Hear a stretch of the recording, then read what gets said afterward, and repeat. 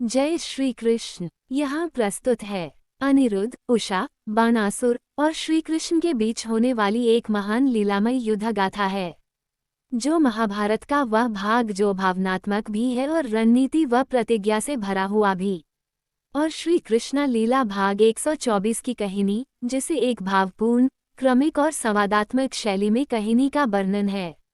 अगर आप चैनल में नए हो तो चैनल को सब्सक्राइब करके श्री कृष्ण लीला भाग 1 से लेकर भाग 123 तक की कहानी को जरूर सुने। श्री कृष्ण, बाणासुर और शोणितपुर का युद्ध एक दीर्घ कथा। श्री कृष्ण द्वारका में थे और उधर शोणितपुर नगरी में बाणासुर के भीतर अहंकार की ज्वाला प्रज्वलित हो चुकी थी। अपनी पुत्री उषा और अनिरुद्ध के प्रेम संबंध को लेकर पहले ही वह क्रोधित था, और अब जब उसे ज्ञात हुआ कि अनिरुद्ध को चित्रलेखा ने अपहरण कर उषा के महल में लाया था, तो उसका क्रोध और बढ़ गया। बाणासुर ने अनिरुद्ध को बंदी बना लिया और मृत्युदंड देने का निर्णय किया। ये समाचार ब्रह्मांड में फैलने लगा। उसी समय नारद मुनि शोणितपुर पहुंचे। नारद मुनि ने बाणासुर को दिया चेतावनी। नारद मुनि ने बाणासुर को बहुत समझाया, हे बाणासुर, तुम जिस वीर युवक को मृत्युदंड देना चाहते हो, वह स्वयं श्री कृष्ण का पौत्र है। ये निर्णय विनाश का कारण बनेगा। श्री कृष्ण से युद्ध कोई सामान्य बात नहीं, वे साक्षात विष्णु के अवतार हैं। परंतु बाणासुर ने मुनि की बात को ठुकरा दिया। मैं महादेव का भक्त हूँ, स्वयं रुद्र मेरे रक्षक हैं, मुझे किसी से भय नहीं। नारद मुनि मौन होकर चल पड़े। उनका मौन ही इस बार का सबसे बड़ा संकेत था। अब युद्ध अवश्यंभावी था। श्री कृष्ण का शोणितपुर और प्रस्थान।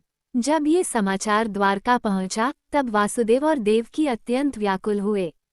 रुक्मिणी ने अश्रुपूरित नेत्रों से अपने पुत्र अनिरुद्ध की रक्षा की प्रार्थना की। श्री कृष्ण और बलराम तुरंत गरुड़ पर सवार होकर शोणितपुर की ओर चल पड़े। आकाश में गरुड़ की गर्जना से शोणितपुर के बादल कांप उठे।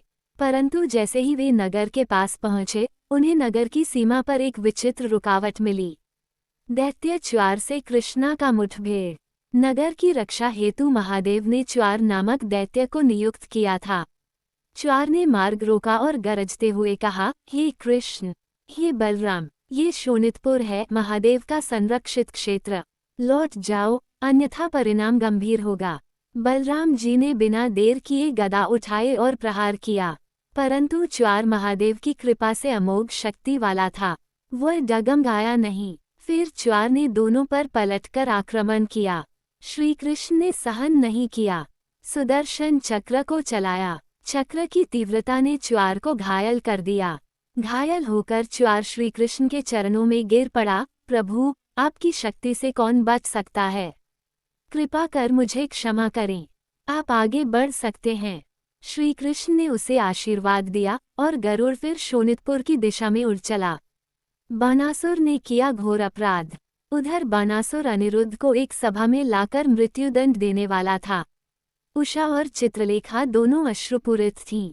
चित्रलेखा चुपचाप शिव की मूर्ति के समक्ष प्रार्थना कर रही थी, हे भोलेनाथ, मेरे द्वारा लाया गया ये वर यदि अधर्मी होता तो आज उसका अंत उचित होता, पर वह धर्मात्मा है, रक्षा कीजिए। इसी बीच आकाश से गरुड़ पर श्री कृष्ण और बलराम उतरे। श्री कृष्ण ने गंभीर स्वर में कहा, हे बाणासुर, ये कौन सा धर्म है जिसमें प्रेम करने वाले को मृत्युदंड दिया जाता है? तुमने हमारे पौत्र को बंदी बनाकर अन्याय किया है। बाणासुर हंसा, श्री कृष्ण, तुम मेरे क्षेत्र में हो, जहाँ महादेव स्वयं मेरे रक्षक हैं, मुझे किसी से भय नहीं। युद्ध का प्रारंभ। बाणासुर की सेना तैयार थी। वह स्वयं युद्ध क्षेत्र में कूद पड़ा। हजारों राक्षस एक साथ प्रकट हुए। युद्ध की गर्जना से शोणितपुर थर्राने लगा। बलराम जी ने हल और गदा से सेना को कुचलना शुरू किया। श्री कृष्ण ने सुदर्शन चक्र, कौमुद की गदा और शारंग धनुष से बाणों की वर्षा की। राक्षस एक के बाद एक धराशायी होते गए। बाणासुर ब्रह्मास्त्र, वायव्यास्त्र और अग्न्यास्त्र जैसे दिव्यास्त्रों से आक्रमण करता रहा, पर श्रीकृष्ण की दिव्यता के समक्ष वह निष्फल हो गया। बाणासुर ने किया ब्रह्मास्त्र अस्त्र का प्रयोग। बाणासुर को जब कोई उपाय नहीं सूझा, तो उसने ब्रह्मास्त्र अस्त्र का प्रयोग किया, एक अत्यंत विनाशकारी अस्त्र जिसे केवल ब्रह्मा की अनुमति से चलाया जा सकता था। जैसे ही अस्त्र चला, आकाश में विकराल अग्नि लहरें उठीं, दिशाएं कांप उठीं, पर श्रीकृष्ण ने तुरंत सुदर्शन चक्र को चलाया। चक्र ने ब्रह्माशुर को रोका और नष्ट कर दिया। बानासुर स्तब्ध था। उसने कभी सोचा नहीं था कि कोई ब्रह्माशुर को नष्ट कर सकता है। बानासुर की पराजय। अब बानासुर अकेला था। उसकी सेना नष्ट हो चुकी थी। वह घुटनों के बल गिर पड़ा। श्री कृष्ण ने कहा, बानासुर, ये युद्ध तुम्हारे अहंकार का परिणाम था। तुमने धर्म के विरुद्ध कार्य किया, फिर भी महादेव के वरदान से मैं तुम्हें नहीं मारूंगा। बलराम जी बोले, पर दंड देना आवश्यक है। श्री कृष्ण ने कहा, दंड अवश्य होगा। बानासुर के सहस्त्र भुजाएं थीं। मैं इन्हें काट दूंगा ताकि इसका घमंड नष्ट हो जाए।